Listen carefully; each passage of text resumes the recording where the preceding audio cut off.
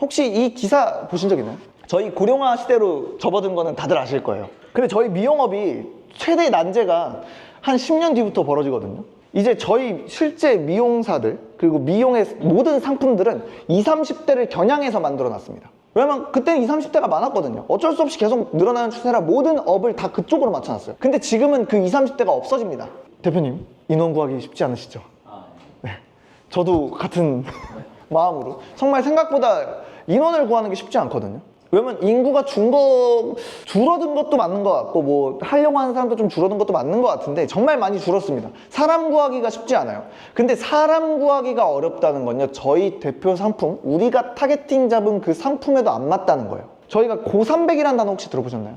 고객 300명을 채우는 게 우선적이라는 거예요. 근데 이제는 고객 300명을 채울 여력이 없습니다. 20, 30대가 없으니 저희는 고령화를 타겟으로 맞추는 상품들도 나와야 됩니다. 그래서 저희는 실제로 룩북에 이미 고령화에 맞춘 그 시니어들 룩북이 따로 있어요. 과거처럼 고객이 엄청 넘쳐나는 시대는 이제 지났어요. 그럼 저희가 과거처럼 매출을 치려면 방법은 하나입니다. 객단가를 올리는 거 말고는 방법이 없어요. 객단가를 올려야 돼요.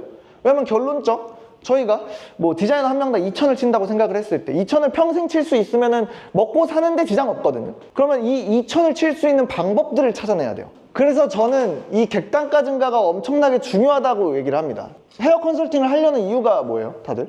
가치 증가입니다, 가치 증가. 객단가를 올려야 된다는 거거든요. 가치가 증가됐다라는 얘기는 말 그대로 금액적 비용이 올라갔다는 얘기랑 같은 겁니다. 그럼 저희가 객단가를 올릴 수 있는 방법이 세 가지가 있어요. 일단 첫 번째는 가치 증진입니다. 당연히 고객이 지금 쓰는 것보다 더 높은 가치가 있다고 생각해야 더 많은 금액을 투자하겠죠. 그리고 두 번째는 그냥 전체가 상승시키는 거예요. 근데 저 혹시 두 번째 방법이 가능할까요?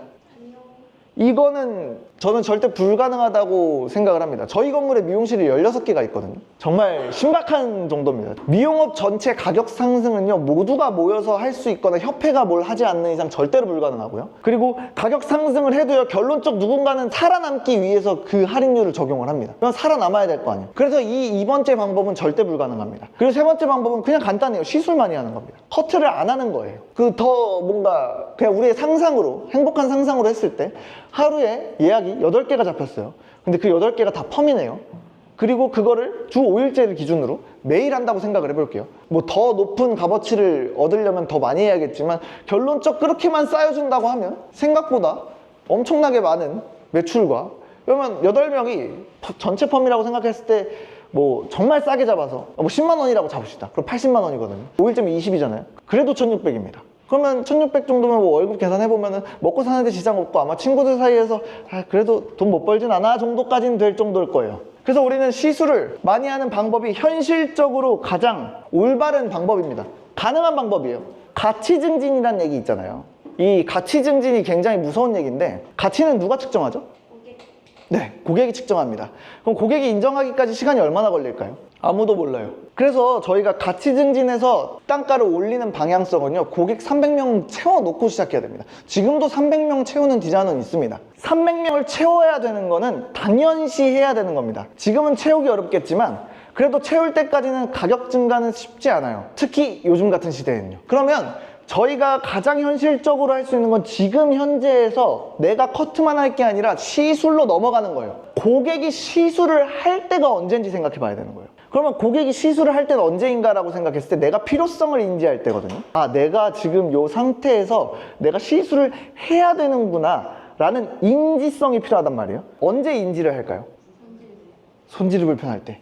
뭐 손질이 불편할 때도 있고 뭐 등등등등 많거든요. 근데 지금 그럼 손질이 불편할 때 하나로만 둘게요. 그거는 고객이 인지해야 되는 거잖아요. 근데 생각보다 고객은요, 인지하고도 까먹습니다. 그래서 우리가 알려줘야 돼요. 이걸 시술 제한이라고도 얘기를 많이 하고 뭐 여러 가지 얘기를 많이 하는데, 저는 절대 뭐 제한이라고도 얘기 안 하고요, 그냥 필요성 있는 얘기들을 해주면 됩니다. 우리가 고객한테 제안을 할 때 고객들이 가장 불편해하는 경향들이 있어요. 뭘까요?